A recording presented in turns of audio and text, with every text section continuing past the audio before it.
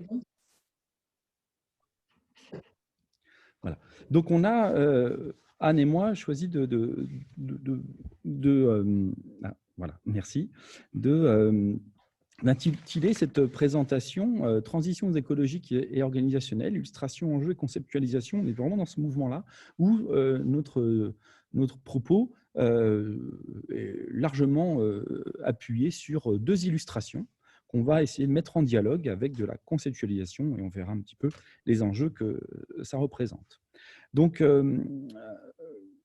la transition écologique, je le disais, qui peut être entendue comme une injonction descendante, sociétale, peut-être managériale en quelque sorte parfois, bien, ce n'est pas le prisme par lequel on a décidé de l'attraper, Anne et moi.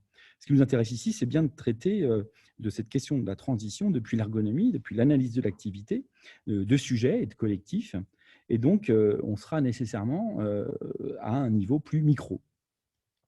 Pour nous, évidemment, et je pense que si on l'entend,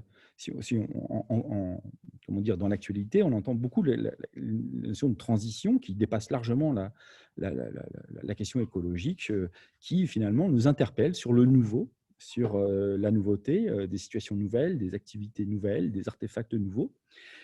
S'applique aux organisations, aux parcours professionnels, aux parcours personnels. Et donc, c'est bien la nécessité de mettre en place pour nous une démarche conceptuelle et méthodologique pour comprendre ces dynamiques développementales liées à la transition, impulsées à l'occasion de ces transitions, et ainsi enquêter ce qui peut entraver ces dynamiques développementales ou les favoriser. Donc la question, quelques questions qui étaient un peu dans le résumé, c'était qu'est-ce que ça implique au plan de l'activité individuelle et collective? Quelles sont les transformations en jeu, par exemple? Comment saisir dans leur dimension transitionnelle et systémique? On va voir que c'est ces deux approches qu'on essaie de faire dialoguer, l'évolution des personnes, des organisations. Et donc, c'est bien à travers cette mise en dialogue de deux situations différentes, de deux approches, qu'on va essayer de traiter de ces questions-là. Merci Anne. Alors, du coup, je prends la suite, Gaëtan. Donc, effectivement, ce que vous a dit Gaëtan, c'est notre idée d'articuler approche transitionnelle et approche systémique autour de ces questions de transition écologique pour regarder ce qui joue du point de vue de l'activité des personnes. Alors, en préambule, peut-être que c'est important de préciser que l'approche transitionnelle et l'approche systémique sont des prolongements de l'approche instrumentale. Donc, on a bien une base, un socle conceptuel de départ qui est commun et qui rend aussi compatible justement cette articulation. Alors, je vais vous dire quelques mots autour de l'approche transitionnelle. Donc, là où l'approche instrumentale permet de décrire le rapport instrumental d'un sujet en situation de maîtrise, l'approche transitionnelle, elle, va plutôt s'intéresser à la bascule d'une entrée dans une situation inédite pour un sujet ou pour un collectif de sujets qui sont empêchés de faire comme d'habitude. Donc, c'est vraiment cette bascule que l'approche transitionnelle va permettre d'éclairer, de documenter, d'une situation inédite vers une situation de plus grande maîtrise par le ou les sujets. Autrement dit, il s'agit de s'intéresser à la transition en train de se faire.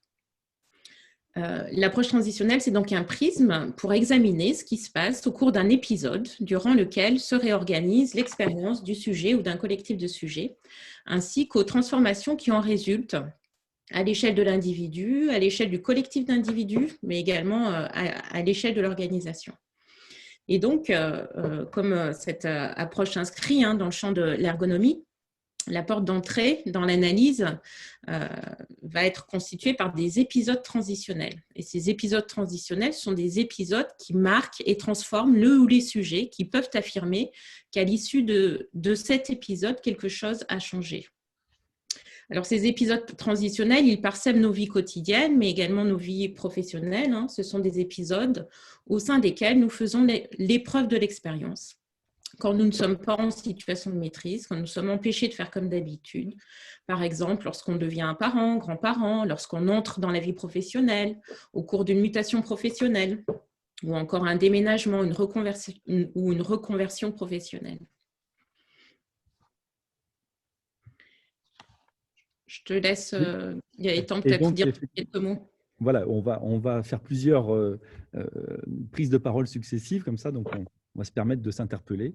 Et donc, effectivement, dans les échanges que je disais en préambule, Anne m'a proposé de mettre en dialogue donc, l'approche transitionnelle à l'approche systémique, donc qui s'inscrit, comme Anne le disait, en prolongement de l'approche instrumentale. Alors finalement, ce qu'on peut retenir de l'approche systémique, c'est bien l'idée que les instruments, plus largement les ressources, développées, mobilisées par un sujet, par des sujets, peuvent être appréhendés sous un prisme systémique, c'est-à-dire un prisme qui va s'appuyer sur l'idée que, au-delà d'une approche singulière qui est souvent celle traitée dans les travaux de l'approche instrumentale, qui va s'appuyer sur l'analyse d'un instrument. L'idée, c'est de regarder l'ensemble organisé, cohérent, constitué par les différents instruments et ressources du sujet, marqué par les multiples interactions qui vont émerger. D'autres émergences, telles que des redondances ou des complémentarités, peuvent apparaître. Et donc, l'objectif de cette approche systémique, c'est bien d'enquêter en quelle mesure, d'identifier peut-être d'abord le système de ressources constitué, mais aussi comment ces systèmes de ressources évoluent, se reconfigurent, s'enrichissent pour la restauration ou le maintien, voire l'accroissement du pouvoir d'agir du ou des sujets.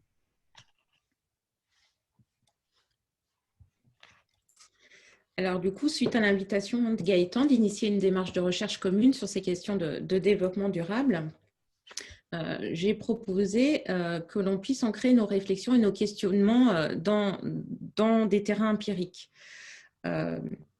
On s'est dit que ce serait intéressant de commencer à réfléchir en mettant en dialogue nos deux approches conceptuelles à travers deux études de cas, pour ne pas dialoguer à vide, mais pour, dès le départ, finalement, dialoguer autour de cas concrets. Alors, Gaëtan était plus avancé que moi parce qu'il a débuté ce type de terrain depuis quelque temps déjà. Et pour ma part, j'ai entamé donc récemment un travail auprès du éco-hameau de la Bigotière. Donc, je vous en dirai quelques mots. C'est le tout début, mais du coup, ça nous semblait quand même important, voilà, d'ancrer ce début de réflexion dans des situations concrètes. Alors, je vais vous dire comment je suis arrivée à m'intéresser à la genèse de l'éco-hameau de la Bigotière. Il y a quelques mois, j'avais rencontré Isabelle, donc une personne dans le cadre d'une recherche menée autour d'une expérimentation de gouvernance partagée au sein de l'entreprise Orange. Et son travail consiste à accompagner les équipes qui le souhaitent au sein de l'entreprise à l'écriture collective de leur raison d'être et de leur intention collective. Et du coup, le dialogue s'est noué autour des techniques de coopération qu'elle met en œuvre au sein d'un certain nombre de départements très opérationnels de cette entreprise. Sa particularité, c'est qu'elle travaille de la même manière à différentes strates de l'entreprise, avec des équipes de techniciens, mais également avec des comités de direction. Et dans sa manière de travailler, elle ne cesse de mobiliser l'analogie de permaculture dans son travail, pour accompagner cette diversité d'acteurs à façonner une organisation du travail, donc je reprends ces termes, viable, vivable et durable, de leur point de vue, du point de vue des acteurs qu'elle accompagne. Et donc, j'ai été intriguée par l'importance de cette analogie dans son travail et nous avons entamé un dialogue. Elle m'invite à rencontrer les habitants de cet éco-hameau. Et puis, j'ai entamé une série d'entretiens enregistrés autour de cette initiative du éco-hameau. Je lui ai parlé de cette démarche de recherche avec Gaëtan et le retour a été assez enthousiaste puisqu'il m'a été proposé d'intégrer le comité d'éthique de la coopérative comme une occasion de suivre cette aventure au long cours. Donc voilà, je vous donne un peu les éléments pour vous dire que pour le moment, je n'ai pas encore réalisé d'observation de l'activité systématique autour de ce terrain, mais que voilà, il y a déjà quelques éléments qui permettent d'initier le dialogue.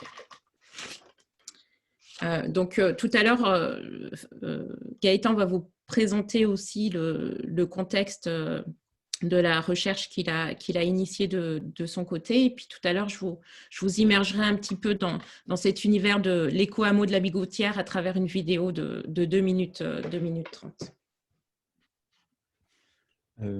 Donc, je ne sais pas, est-ce que tu… Bon, je pensais qu'on allait aller plus vite sur la vidéo, mais Donc, la microferme, je ne sais pas où tu passes la diapo. Ah, si tu veux, je peux, ouais, je peux faire ça. Ouais, ouais, comme ça. Je vais passer la vidéo tout de suite. Alors, Voilà, désolée, ouais, parce qu'il faut ouais. que je fasse une manip d'écran. Désolé pour ce calage à distance. J'espère que ça va bien se passer.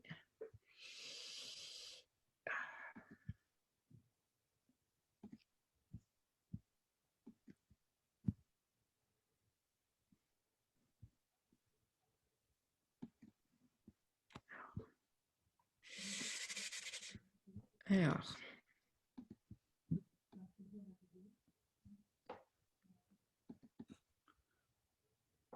Kilomètres à vol d'oiseau de la baie du Mont-Saint-Michel, la Bigotière, dans le pays de Dole de Bretagne, abrite depuis 5 ans maintenant 6 couples, 12 amis qui ont ensemble décidé de changer de vie. Ça faisait assez longtemps que soit qu'on passait des vacances ensemble ou qu'on se promenait, voilà, et chaque fois qu'on voyait des lieux un peu magiques, des manoirs, des grandes fermes, on se disait « Ah, ce serait trop cool qu'on habite ensemble ». On avait nos enfants qui étaient grands ou qui étaient bientôt grands. Et donc c'était un bon moment pour se dire, c'est une forme de moment un peu de passage dans notre vie. Ça traînait, puis un jour, bon, maintenant on imagine, mais on pourrait peut-être passer à l'action. À 50 ans, voire un peu plus, les voilà donc partis sur une idée d'un habitat partagé placé sous le signe de la convivialité. C'était, est-ce qu'on ne pourrait pas habiter plus près les uns des autres pour faire plus de choses en commun? Le fait de créer une activité, forcément, ça crée du mouvement, il y a des gens qui viennent, et ça, c'est dynamique.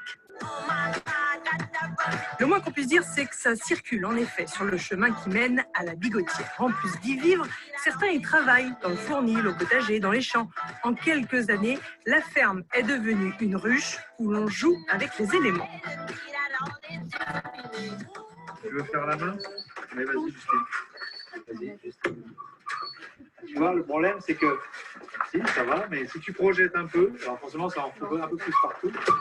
Vas-y, projette. Opération rénovation de l'existant. Ici, on utilise un maximum de produits écologiques. Chaux, chanvre, bois et huile de coude. Le chantier est ouvert à tous ceux qui veulent essayer. C'est très amusant, on revient un peu en enfance. On n'a pas l'occasion souvent de pouvoir prendre de la boue dans nos mains et la balancer, donc il y a un côté ludique.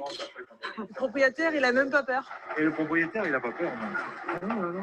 Et après, on va se mettre d'accord sur ce à quoi on arrive, qui sera peut-être pas hyper plan, mais ce sera pas grave, dans l'endroit où c'est, et puis par rapport à... Voilà. Pour arriver à une esthétique collective, on la partagera. On sera d'accord d'arriver à ça, voilà. Le partage et l'entraide, c'est sur ces piliers qu'un accueil social a aussi vu le jour rapidement dans ce bâtiment de la Bigotière. Les parents et leurs très jeunes enfants viennent s'y ressourcer.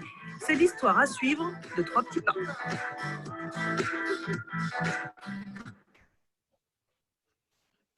Je vais remettre.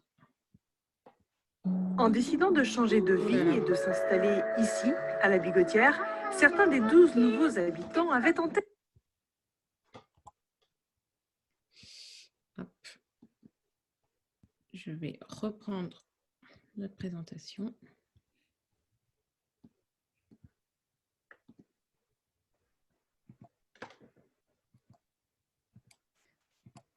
Voilà. Donc, c'était une petite immersion dans l'éco-hameau dont je vais vous parler. Ensuite, on va tirer quelques fils du côté du transitionnel. Maintenant, on va présenter le terrain de Gaëtan. Oui, donc un terrain donc, de micro-ferme en permaculture. Alors, je vais vous présenter à travers quatre axes. Hein. Donc, d'abord, le permaculteur, qui s'appelle Loïc, qu'on distingue sur la photographie ici. Et donc, c'est un peu l'histoire de cette propre transition, hein, que je fais rapidement là, à grands traits, sur lequel on reviendra un peu plus loin.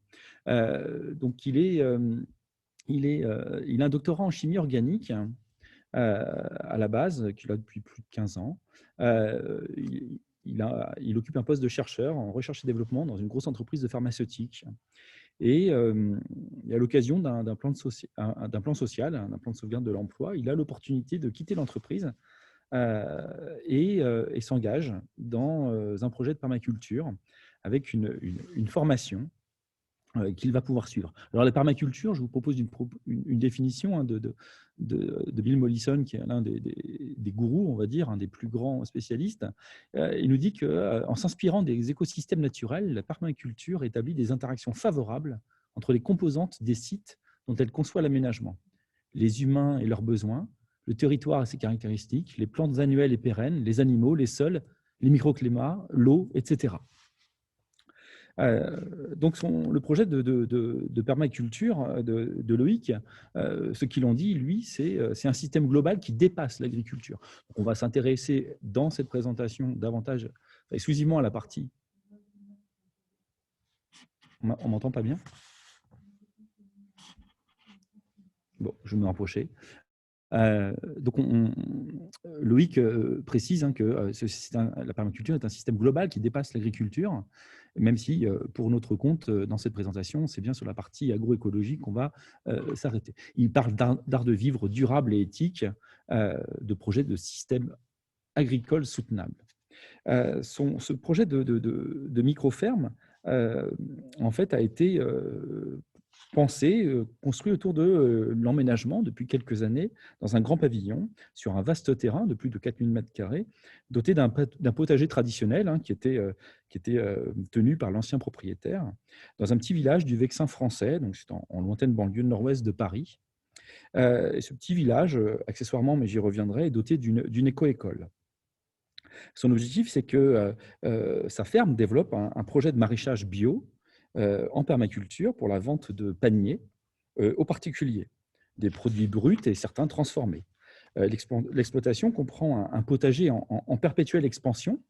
À un moment donné, hein, de mes premières rencontres avec lui, de 280 m². L'objectif, c'est quasiment de le quadrupler pour qu'il soit à 1000 m² en tout. Il propose des cultures de plantes aromatiques et médicinales également. Il a un pré-verger, il a un bassin. Et puis à terme, la micro-ferme accueillera également des ruches, une basse-cour. Enfin, et ça n'est pas neutre, c'est que Loïc envisage de dispenser des cours et des formations autour de la permaculture plus tard.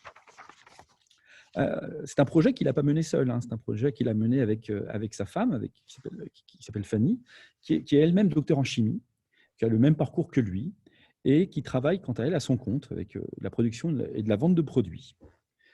Un point non négligeable, me dit Loïc, hein, c'est que Fanny gagne suffisamment bien sa vie pour faire vivre la famille. Donc, ça lui a permis de lancer ce projet de micro-ferme. Enfin, ils ont un fils qui va en école primaire, tout au moins qui allait en école primaire, et avec cette vie à la campagne, c'était un de leurs projets aussi que de proposer ça à leur fils. Enfin, donc, je le disais, ce fils va dans une éco-école. Cette éco-école, c'est... Anne, si tu peux juste appuyer sur le... Ouais. Merci, il y avait une petite animation aussi. Cette éco-école, alors je ne vais pas revenir sur le label des éco-écoles, mais comme le nom l'indique, il y a une activité écologique soutenue dans cette école. Et donc, il y a notamment un potager. Alors, il y a une mare pédagogique que vous voyez en haut à droite, il y a un rucher, il y a des nichoirs, enfin, il y a un ensemble d'éléments. Et pour son compte, Loïc, dans le cadre de ce projet qu'il avait de former à la permaculture, se propose d'entretenir le potager de l'éco-école avec les enseignants, avec les élèves dans ce projet pédagogique. Évidemment, ou peut-être, tant mieux, je ne sais pas, ses premiers clients sont ses voisins, puis les parents d'élèves qui sont autour de lui. Si tu peux passer la diapo suivante, merci. Alors, quand on s'intéresse à ces planches de culture, je vous en ai mis deux. Hein, l'idée n'est pas de peut-être tout développer, je ne sais pas. C'est que ce sont des bandes de terre, vraiment de 5 m², en tout cas chez lui, qui sont très généreusement fournies. Ici, on distingue 4 pieds de haricots à rame hein, qui forment les coins d'un carré de moins d'1 m², qui s'élèvent agrippés à des cannes de châtaignier jointes en leur tête. Il y a des tomates en façade orientée vers le sud, des céleri raves sur les faces plus ombragées et un chou-fleur au milieu. Ce que nous dit Loïc, c'est que ça donnera peut-être des légumes moins gros que s'ils étaient cultivés séparément, mais l'ensemble devrait constituer une belle quantité. C'est vraiment un des grands principes de la permaculture. Et puis, peut-être un autre principe intéressant, on verra si on en discute, c'est qu'il dit, voilà, il faut faire des essais en permaculture, c'est important. Peut passer la diapo suivante. Donc, on voit une autre une autre planche, je ne vais pas la décrire beaucoup plus, mais peut-être ce qui est intéressant, c'est qu'il dit qu'en fait, chaque planche, c'est un petit monde, mais dans le grand monde. On verra qu'on est bien là dans une approche très systémique, d'ensemble et de sous-ensemble, qui nous renvoie la vision systémique. Donc, diapo suivante, merci. Donc, on va voir là peut-être trois points importants. C'est que d'abord, avec ces planches, on est vraiment dans les grands principes de la permaculture. On a des cultures mixtes et diverses. On l'a vu avec la première, je suis allé vite sur la seconde. Mais il y a aussi des dimensions synchroniques et successives dans le développement des plantes. Synchroniques, vous le comprenez, ce sont des plantes qui se développent simultanément. Successif, c'est qu'il nous donne un exemple ici. Par exemple, quand le radis germe, il protège la carotte. Et quand tu cueilles le radis, alors ça libère la carotte qui grandit. Il nous montre bien comment il y a cette structuration qui est très travaillée au plan de la permaculture. Également, on a des cultures qui sont concentrées au sol, certaines en surface, d'autres plus verticales. Mais il y a aussi les écosystèmes inférieurs, avec les systèmes racinaires, mais aussi l'ensemble du monde vivant qui est en sous-sol, qui contribue à la gradation des sols. Enfin, il y a un grand principe d'économie de l'eau, d'arrosage, du fait de la proximité même des plantes les unes les autres. Le fait d'arroser certaines plantes contribue aussi à diffuser de l'eau à d'autres. Donc ça, c'est des grands principes de permaculture qu'on peut repérer assez aisément avec les planches que je vous ai données précédemment. Diapo suivante, merci Anne. Au plan d'une approche systémique, c'est-à-dire que si on considère qu'on peut regarder la permaculture là aussi, depuis le prisme systémique, on voit peut-être deux choses qui illustrent très bien les choses. C'est que d'abord, au plan des fonctions, il y a évidemment des fonctions premières, des fonctions intrinsèques pour chaque plante. Elles vont se développer et elles vont contribuer à produire des légumes, à nous nourrir, par exemple. Mais il y a aussi ce qui s'appelle des fonctions permacoles, qui vont être identifiées sous la forme de plusieurs fonctions, ou ce que moi j'appelle des fonctions systémiques, qui vont être favorables ou non pour le système. C'est-à-dire qu'en fait, elles vont contribuer, sous la forme d'émergence, à ce que certaines plantes poussent mieux parce qu'elles sont ensemble. Ou plutôt sous la forme de contrainte, il y a des plantes qui vont s'empêcher de se développer. Donc ça, c'est une première approche systémique. Une seconde, au niveau des planches, comme des systèmes elles-mêmes, où on a bien, je disais tout à l'heure, un petit monde dans un plus grand, avec des notions de système et d'emboîtement de planches. Et puis, du point de vue de l'activité du permaculteur, on repère aussi, là, on peut en avoir une approche systémique. D'abord, il a un ensemble d'artefacts qui est à sa disposition, qu'il va pouvoir mobiliser pour en faire son système de ressources. Ce sont des artefacts immatériels autour des grands principes de la permaculture, par exemple, mais aussi des artefacts informels, on l'a peut-être vu tout à l'heure avec les fers à béton ou les rameaux qui servent de tuteurs. Et puis, des outils de jardinage qui vont être plus respectueux du sol. Peut-être, si j'ai le temps, je dirai un mot de ça. Également, il a un carnet des cultures qui est très organisatrice, enfin, qui est un instrument qui organise son travail et qu'on a, avec Anne, travaillé pour EPIC 2021, petit teasing. Enfin, on a un grand esthétisme et une organisation des cultures avec des fleurs, avec des planches et des allées qui sont particulièrement entretenues, qui est vraiment dans les valeurs de la permaculture. Et puis, la question de l'économie de ressources, à la fois naturelle, matérielle, y compris dans l'activité même du permaculteur qui nous dit dramatiquement on intervient trop, avec vraiment beaucoup de choses autour du non-agir, sur lequel je reviendrai après. Alors, on va continuer. On s'est dit que c'était assez heuristique de travailler. Enfin, on a été plutôt inspiré par les planches, justement, de ce permaculteur. Et puis, on s'est dit qu'on pouvait aussi essayer d'exposer les éléments qui nous semblent importants sous la forme de planches. Alors, si on revient du coup sur le terrain du projet de l'éco-hameau, lorsqu'on adopte le prisme transitionnel, pour comprendre un peu ce qui se joue dans l'intervalle de cette transition pour les habitants, il en résulte une transformation du système de valeurs. En effet, en menant des entretiens auprès des habitants de la Bigotière, en passant du temps dans les lieux, en dialoguant avec ces habitants, ce qui ressort, c'est la manière dont se forge, chemin faisant, à l'occasion de l'activité collective qui s'est déployée au sein de ce projet d'éco-construction, un système de valeurs communes à l'échelle du collectif des habitants. Alors voilà ce qu'en dit une habitante autour de la manière dont elle s'est progressivement familiarisée avec les enjeux écologiques. Ce sont des discussions avec Jean-Luc. Alors Jean-Luc, c'était l'habitant qu'on a vu sur la vidéo sur le chantier de rénovation. Et tout ce qu'on a rénové avec des matériaux écologiques. Au début, je n'avais pas compris pourquoi Jean-Luc insistait sur le fait de partir du bâti ancien. Et puis, progressivement, j'ai compris l'empreinte au sol que produit la construction de nouveaux bâtiments. J'ai compris l'importance de rénover du bâti ancien. Et puis, c'est autour de ce projet d'éco-construction que je me suis mise à lire autour des enjeux écologiques pour aller plus loin que uniquement manger bio et intégrer dans ma manière de vivre la question de la durabilité des ressources. Autrement dit, comment utiliser des ressources sans les anéantir. Alors, on voit donc que s'organise et émerge un autre type de rapport aux ressources naturelles et matérielles à l'échelle de l'habitat, mais pas seulement, puisque ces habitants vont apprendre à jouer aussi avec la modularité des ressources individuelles et collectives à travers la conjugaison d'espaces privés. Donc, chaque foyer a son logement privatif avec un bout de jardin privé, mais il y a également des espaces communs autour notamment d'un certain nombre de chambres qui leur permettent d'accueillir les grands enfants qui sont de passage. On a vu dans la petite vidéo que c'était des foyers justement qui étaient un moment de bascule au moment du départ des enfants du domicile familial. Et puis, il y a également des espaces communs du côté du verger, du potager. Alors, ce système de valeurs qui se forge à l'échelle collective et individuelle va nourrir les individus également à la croisée de leur sphère d'activité. Et c'est ce que me relate Isabelle lorsqu'elle évoque la manière dont la permaculture expérimentée au sein de leur jardin collectif nourrit sa pratique professionnelle, sa manière d'accompagner ou d'outiller des acteurs au sein de l'entreprise pour façonner des organisations viables, vivables et durables. Alors voilà ce qu'elle en dit. C'est comme si avec ces copains-là, donc quand elle parle de ses copains, c'est les habitants de l'éco-hameau, il y avait une communauté de sensibilité, un terreau qui permet d'être comme tu es, quels que soient les univers.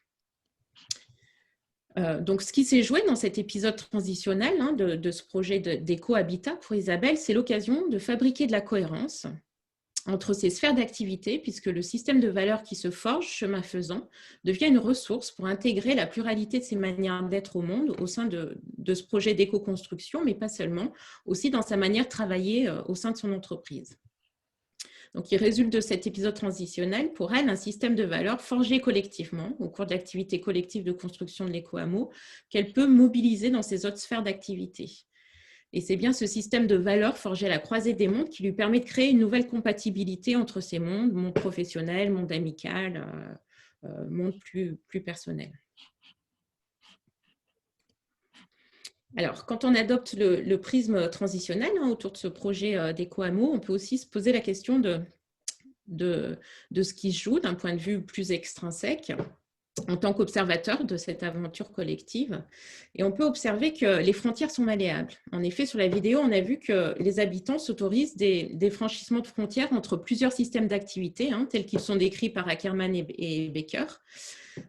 Les frontières sont définies par Ackermann et Becker comme des différences socio-culturelles qui produisent de la discontinuité dans les actions et les interactions d'individus et ou de groupes d'individus. Et donc, avec le prisme transitionnel, on peut émettre l'hypothèse qu'il existe une part en friche des organisations qui peut advenir à condition d'un franchissement de frontières antérieures entre ces systèmes d'activité. Et ces franchissements de frontières peuvent donner lieu à différentes formes d'hybridation et de cristallisation. Et l'hybridation va se référer à la combinaison d'ingrédients issus de différents mondes pour créer de la nouveauté, qui peut prendre la forme de nouveaux outils, de nouveaux signes, de nouveaux concepts, ou encore de nouvelles pratiques ou de nouvelles collaborations. Alors, quand on regarde un peu ce qui se passe dans le parcours des habitants de l'éco-hameau, il y a bien quelque chose de la sorte qui se joue, puisque le projet de départ, en fait, c'est un habitat commun. Donc, une des personnes qui nous dit que c'était une utopie partagée d'habiter au même endroit. Et puis, du coup, il y a des virages de vie comme ça, les enfants s'en vont. Et on s'est dit, qu'est-ce que je vais faire de ma vie? Rester dans une maison qui est devenue trop grande et attendre que ça se passe. Et du coup, il y a l'impulsion qui fait qu'on y va, on se lance dans l'aventure. Donc, on a un premier franchissement de frontières qui consiste à aller vers un habitat participatif en franchissant les frontières de la sphère amicale et familiale de l'habitat, d'une certaine manière. Ensuite, comme on a pu le voir assez succinctement dans la vidéo, d'autres projets émergent en cours. Et le projet du fournil, le projet de l'accueil social, Donc, voici ce qu'en disent les habitants. En même temps qu'on habite ensemble, il y en avait plusieurs qui avaient envie de changement professionnel. Gilbert s'est dit, allez hop, j'y vais. Donc, Gilbert, c'est le boulanger. Hein. Il s'est reconverti du coup à cette occasion-là. Il a reçu une formation et puis il a ouvert son fournil au sein de l'éco-hameau tout en y habitant. Et puis, il y a 3 petits pas, hein, qui est la structure sociale qui était présentée aussi succinctement dans la vidéo. Et donc, 3 petits pas, c'est un peu pareil. Il y avait 2 familles d'accueil d'aide sociale à l'enfance. Les enfants partis, elles avaient envie de faire quelque chose en commun. Et l'idée a vite germé de faire un lieu d'accueil, un lieu de vie. Donc, on cherchait un lieu capable d'accueillir ces 2 activités-là. Et après, on s'est dit, c'est le lieu qui nous le dira. Donc là, on voit qu'il y a également un franchissement de frontières du système d'activité amicale et professionnelle, ce qui produit l'émergence de nouvelles formes d'activité, en l'occurrence le fournil et l'accueil social. Mais ce qui est intéressant, c'est de voir que ça ne s'arrête pas là, puisqu'avec le confinement et puis l'impossibilité pour les producteurs locaux voisins de se rendre sur les marchés, l'envie du projet des paniers a émergé. Et donc là, on voit encore un autre franchissement de frontières qui s'opère. Donc, si on adopte une perspective diachronique, on s'aperçoit que l'organisation, elle intègre dans sa structure ces différents franchissements de frontières en se transformant, puisque au départ, pour initier le projet de l'éco-hameau, ils ont mis en place une association de départ autour de l'habitat partagé en 2012 qui s'appelait le Fil Vert, et en 2021 a émergé une coopérative, donc une autre structure aussi juridique qui s'appelle le Ruisseau et qui regroupe ces différentes initiatives. Alors, le prisme transitionnel, il peut également être mobilisé d'un point de vue chronologique. Puisque dans le déroulement des événements, hein, de ce collectif engagé dans cet éco-hameau, dans ce projet d'éco-hameau, il va y avoir des événements qui vont rebattre les cartes, notamment, et qui vont reconfigurer le projet, notamment à partir du départ d'un des couples qui était engagé dans le projet. Alors voilà ce qui nous est dit. Il y a une rupture, un couple est parti et un autre les a remplacés. Ça a fait un accident de parcours quand même. Le couple qui s'en va, ça nous remue, on se dit qu'est-ce qu'on n'a pas fait, qu'est-ce qu'on a raté. Et l'arrivée d'un nouveau couple remue aussi. On n'a pas absorbé comme ça rebelote tout. C'est plutôt intéressant, on s'est posé plein de questions qu'on ne s'était pas posées avant. L'arrivée d'un nouveau couple, on a refait un voyage d'études cet hiver, puisque dans la jeunesse de l'éco-hameau, ils avaient d'abord commencé par réaliser un voyage d'études. Donc, au départ d'un couple et l'arrivée d'un nouveau couple, donc ils réitèrent et refont un voyage d'études collectivement. On est allé voir des villages alternatifs en Centre-Bretagne. On a besoin de vivre beaucoup de choses avec eux. Heureusement, leur maison n'était pas faite, juste le gros œuvre. Donc, c'était bien. Voilà. Donc, du coup, ce qu'on voit finalement dans cet épisode, hein, qui reconfigure un peu les choses, on voit que ce qui se reconfigure dans ce moment-là, c'est aussi l'identité collective, et que cet accident de parcours, il peut venir révéler des ressources ou des valeurs qui sont importantes pour les sujets à ce moment-là. D'un point de vue méthodologique, c'est aussi intéressant de s'intéresser au moment de rupture pour voir comment les choses se reconfigurent et quels sont les systèmes de ressources de valeurs. Donc, dans cet épisode-là, finalement, il s'agit de forger ensemble une communauté de sensibilité, reforger ensemble une communauté de sensibilité à travers notamment un voyage d'études et des rêves partagés pour reconfigurer le projet d'habitat commun. Donc, concernant le projet de microferme permaculture, en fait, vous allez voir, on a choisi en effet miroir de reprendre les modèles que vient de vous présenter Anne, même si je voulais faire une petite intro sur la partie systémique. Si tu peux donc passer la diapo suivante. Je le disais, hein, on est sur une analyse assez micro, hein, de l'activité du permaculteur, de Loïc. Et par exemple, ce qu'on peut constater, hein, c'est qu'il y a de multiples genèses conceptuelles plus systémiques qui doivent se faire dans le cadre de cette activité professionnelle. D'abord, il parle lui-même de pratiques en renouvellement, ou pardon, c'est nous qui parlons de pratique en renouvellement, mais avec des témoignages du type c'est un changement de paradigme, plus holistique, collaboratif. Il nous dit aussi c'est une pratique agricole passive, celle du non-agir, au bénéfice de l'observation et du laisser faire, du laisser le temps faire. Il dit aussi on se trompe et c'est normal. Donc il a vraiment témoigne ici de cette pratique-là qui est en renouvellement. Toujours autour de ces genèses conceptuelles plus systémiques, c'est l'approche autour des planches, où il dit lui-même intégrer plutôt que séparer. Donc il vient vraiment particulièrement, qui traite vraiment spécifiquement de cette question systémique. Au plan des séquences culturales, donc ces séquences culturales, ce qu'on a vu tout à l'heure avec une planche de culture qui s'est développée, c'est aussi plusieurs échelles qui sont appréhendées d'un point de vue systémique. Il nous montre par exemple à droite, sur la photographie, là, on voit une séquence culturelle. Il dit « J'ai l'occupation de la planche et l'articulation dans le temps ».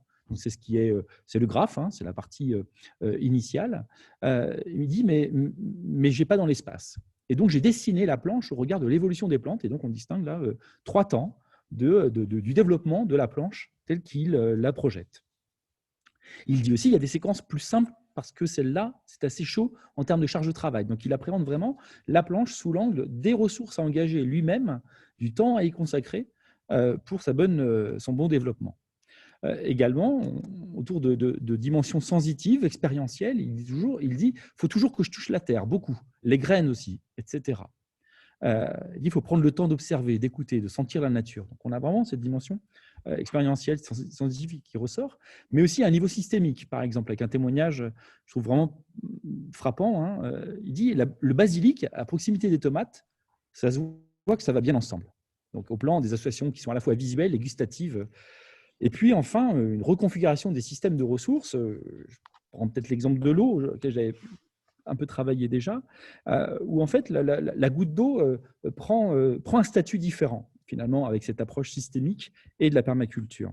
Où autrefois, la goutte d'eau servait à irriguer, servait à alimenter la plante, avec peut-être des considérations qui étaient peut-être sans doute économiques, peut-être sociales, avec une forme de culpabilité à utiliser de l'eau, par exemple, et qui aujourd'hui revêt principalement une dimension écologique.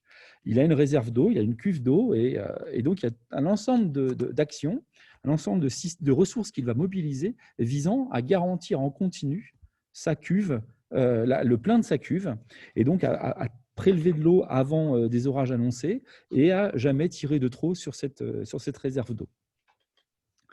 Tu peux passer à la diapo suivante. Donc là, le même schéma que Kahn. Hein, et ce qu'on peut en retenir ici, par exemple, c'est qu'au plan individuel, il y a effectivement à développer ce système de valeurs. Il prend l'exemple de la grelinette. Alors, la grelinette, c'est un outil avec plusieurs branches comme ça, et qu'on insère dans la terre et qui cherche finalement à aérer la terre. Donc, c'est comme la labourer, sauf que ça ne retourne pas la terre, puisqu'un des grands principes de la permaculture, c'est aussi de préserver le vivant souterrain. Et donc, ça permet d'aérer, de décompacter le sol sans le retourner. Et ça, c'est vraiment dans les valeurs du sujet, mais aussi du point de vue instrumental, un artefact et des schèmes nouveaux à développer, en phase avec ces valeurs. C'est des valeurs qu'il cherche à réparer, j'allais dire. Hein. Son expérience de chimiste, plus de 15 ans, il en ressort à dire « j'étais plus en phase avec ce système de valeurs. Mon système de valeurs n'était plus en phase avec ce que je rencontrais au travail. » Et il le dit, cette reconstruction, ça met du temps. Il faut l'admettre. C'est un nouveau système de valeurs qu'il s'agit de construire, et il dit « à mon rythme ». Dans la forme d'expansion et de rencontre, il explique à quel point Fanny, sa femme, a beaucoup d'idées. Il y a des projets qui émergent parce qu'un couple avec un terrain pareil, ça amène à les mener. Il partage ses idées et ses questionnements avec Fanny pour parvenir à quelque chose qui soit plus en phase et cohérent avec eux, pour eux deux. Et puis, son projet, qui était à la fois du productif, du démonstratif et du pédagogique, l'amène aussi à développer ces valeurs avec les parents d'élèves dans le cadre du travail de l'éco-école, voire à initier quelques voisins à la permaculture. Si tu peux passer à la diapo suivante pour la question en particulier de Fanny. Alors, il y a une petite animation, merci Anne. J'avais envie de reprendre le modèle donc, du développement durable hein, qui est hérité du rapport dit Brundtland de 1987 qui invite à mettre finalement au même niveau ces trois dimensions, économiques, environnementales et sociales. Alors, une définition du développement durable hein, proposée dans ce même rapport, c'est un développement qui répond aux besoins du présent sans compromettre la capacité des générations futures de répondre aux leurs. Et donc, c'est un rapport de la Commission mondiale sur l'environnement et le développement de 87. Et en fait, en prenant ce modèle, on pourrait s'intéresser à discuter du modèle de Loïc, d'une part, qui est, merci Anne, très fortement bâti sur une dimension environnementale et sociale, mais finalement, il le reconnaît lui-même. Hein, la question de viabilité dont parlait Anne tout à l'heure sur le projet des premiers est moins important pour lui à l'heure actuelle. Mais évidemment, il le dit bien, c'est aussi conditionné à une particularité qui est son couple, et avec l'activité de Fanny elle-même, voilà, qui finalement assure pour la plus grosse partie la subsistance, la viabilité économique de la famille, avec tout de même une question environnementale qui lui semble importante. Et donc, on pourrait s'intéresser à dire que là, on est sur une vision systémique hein, qui dépasse l'activité de Loïc et qui intègre l'activité de Fanny, sachant que l'une et l'autre contribuent à l'activité de l'autre, et donc à se considérer que peut-être cette modélisation du couple serait celle que, si Anne, tu peux avancer, voilà, comme quelque chose de beaucoup plus équilibré. Hein. Donc on aurait finalement, au plan des dimensions et des valeurs de l'un et de l'autre, comme la possibilité de travailler plus un des axes parce qu'ils forment un équilibre nouveau à deux. Tu peux passer la diapo suivante. De la même façon, sur le même modèle que celui que Anne avait proposé tout à l'heure, on peut s'intéresser aussi à revenir dans la genèse du projet et à dire que c'est un projet de micro-ferme en permaculture. Et Loïc dit, au début, c'est un projet, il veut développer son jardin en permaculture, peut-être avec un projet de micro-ferme à terme, mais qui n'est pas immédiat. En tout cas, qui va venir assez vite, et notamment parce que les voisins, la famille, lui demandent à lui acheter sa production, parce qu'elle est bio, parce qu'il en parle, parce qu'il est attentif à ses produits. Et puis, je le disais, comment dire, son autre système, un des autres de ces systèmes d'activité, qui est celui d'être parent d'élèves, l'amène à approcher d'autres parents de cette éco-école, et finalement à ce que les paniers qu'il avait pensé vendre un jour et à qui il ne savait pas trop, ont été vendus à ses voisins, sa famille, mais aussi finalement les parents d'école constituant ce réseau élargi initial. Enfin, Anne, si tu peux passer à la diapo suivante. Donc, encore là, sur ce même modèle, la rencontre un moment de rencontre avec Loïc coïncide avec une prise de contact par un réseau de restaurateurs locaux qui demandent à lui acheter de sa production. Et en fait, ça le perturbe beaucoup, ça le bouscule beaucoup parce qu'en fait, il dit, voilà, je vends à des voisins, je vends à ma famille, je vends même maintenant à des amis de tout cela, aux parents d'élèves, et en fait, est-ce que je vais être encore en capacité de produire pour tous ? Est-ce que je ne vais pas, en choisissant de fournir à ces restaurateurs locaux, est-ce que je ne vais pas devoir renoncer à mes premiers clients, et c'est pas en phase avec mes valeurs de continuité, de respect de ces clients, et dans le même temps, c'est une formidable reconnaissance que d'être contacté par ces restaurateurs et qui me demandent de ces produits, et puis de plus, ça garantirait, ou permettrait de développer au plan économique cette activité. Voire ça me permettrait peut-être d'avancer le développement, je le disais tout à l'heure, un développement perpétuel de sa zone de culture, ça me permettrait d'aller plus vite. Dans le même temps, tout cela l'amène à une vraie question identitaire, hein, et quand il témoigne en disant « Je ne sais d'ailleurs plus si ce que je fais est encore de la permaculture, car si on est sur la production, on peut aussi diverger à des principes, dont celui qui consiste à repartager équitablement en plus de prendre soin de la terre et de l'homme. En plus, j'avais prévu de prendre aussi 1 ou 2 moutons Pour la viande, le fumier, l'éco-pâturage, car les animaux, c'est une fonction qui s'ajoute au projet global et qui a du sens dans la ferme. Mais si j'ai plus de place pour les moutons, je passe à côté sans doute de quelque chose. Voilà, donc voilà, je te laisse poursuivre, Anne. Alors, on vous a donné à voir un peu quelques éléments issus de… Enfin, on a fait dialoguer un peu ce prisme transitionnel et systémique autour de deux études de cas. Comme évoqué au début de l'exposé, finalement, le prisme transitionnel, il permet de décrypter ce qui se joue dans l'intervalle de l'épisode. Comme nous l'avons montré un peu sur les différentes planches, mais il permet aussi d'examiner ce qui marque, ce qui transforme les sujets, qui peuvent assurer qu'à l'issue de cet épisode, quelque chose a changé. Donc, on embarque bien le point de vue intrinsèque des personnes. Mais c'est aussi une approche finalement qui cherche à mettre en évidence l'éventail des jeunesses qui peuvent advenir au sein d'un épisode transitionnel. Alors, le tableau ci-contre met en évidence que la jeunesse de l'expérience peut opérer à différentes échelles et surtout se répercuter sur les mondes du sujet. Et donc, je crois que nous l'avons illustré autour du système de valeurs qui permet, par exemple, aux habitants de l'éco-hameau de créer une nouvelle compatibilité entre leurs mondes, par exemple, entre le monde professionnel, amical, personnel.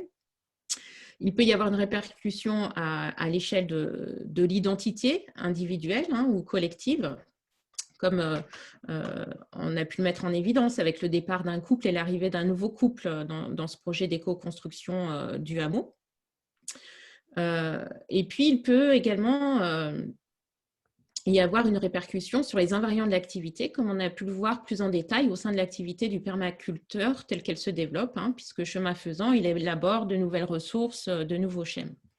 Alors, si au sein de l'exposé d'aujourd'hui, on a peu développé le niveau plus micro de ces genèses, qui transforment l'expérience décousue en expérience individuée, en expérience esthétique, ou encore l'ambivalence subie des sensations qui se transforment en chemin ordonné des sensations, ce sont des dimensions que l'on aimerait explorer par la suite, puisque c'est un chantier ouvert et que nous prévoyons d'éclairer notamment ces dimensions-là, en mobilisant des techniques telles que l'entretien d'explicitation pour aller sonder plus finement ce qui joue, par exemple pour le permaculteur lorsqu'il compose de nouvelles planches. Par ailleurs, peut-être dire un mot aussi autour de ce prisme de l'approche transitionnelle, qui est une démarche conceptuelle et méthodologique pour comprendre les dynamiques développementales qui sont impulsées à l'occasion de transition. Ce qui est important de dire aussi pour la suite, là vous l'avez compris, c'est on vous livre en fait un début de travail en train de se faire, mais il s'agira aussi par la suite de documenter non seulement des épisodes transitionnels marquants pour les sujets, mais aussi de documenter des épisodes d'empêchement pour mieux comprendre aussi ce qui peut entraver les dynamiques développementales, en allant examiner par exemple des projets d'éco-habitat avortés, etc. Gaëtan, je ne sais pas si tu veux compléter. Non, mais très bien. Tu peux passer à la dernière diapo, je vois l'heure. Okay. On va conclure là. Donc, Anne le disait, c'est un début de réflexion. Il nous semble quand même que l'enjeu conceptuel qui nous intéressait dans cette idée d'appréhender les transitions écologiques, c'est bien d'aller vers le transitionnel avec les systèmes de ressources. Donc, on l'a… je le disais et je le redis du coup ici, on a approfondi cette rencontre de ces deux approches, transitionnelle et systémique, autour de la mise en évidence d'un instrument particulier, d'un instrument transitionnel pivot du permaculteur, donc dans le cadre du double symposium organisé par la Commission conservatoire pour le développement durable au prochain congrès EPIC, prochain colloque EPIC, pardon. Donc d'abord cet enjeu conceptuel. Au plan de démarche et méthodologie, il me semble qu'il y a évidemment, Anne, tu le disais, ces logiques développementales à l'œuvre au cours des épisodes transitionnels et du franchissement de frontières. Il s'agit d'identifier ces dynamiques évolutives, mais aussi avec l'analyse par carottage, qu'on vous a présenté comme l'analyse d'un moment spécifique de la transition. Et finalement, on pense effectivement qu'avec des techniques comme l'entretien d'explicitation, on pourrait aller toucher les systèmes de ressources, de valeurs, de critères en pleine mutation, comme l'occasion d'aller voir au microscope ce qu'on peut observer de façon beaucoup plus macro d'un processus transitionnel, d'un épisode transitionnel. Pardon. Enfin, c'est pas pour. Enfin, on partage une remarque avec vous, mais ce sont deux terrains qui sont contrastés avec une granularité différente de l'analyse, on l'a dit. Mais le choix des terrains, est commun pour Anne et moi. Ce sont des terrains qui ont du sens pour nous et donc qui ne sont pas professionnels, qui ne sont pas abordés sous notre approche professionnelle, qui sont plutôt des marqueurs de nos propres franchissements de frontières à nous. Merci à vous toutes et tous. Merci Leïla de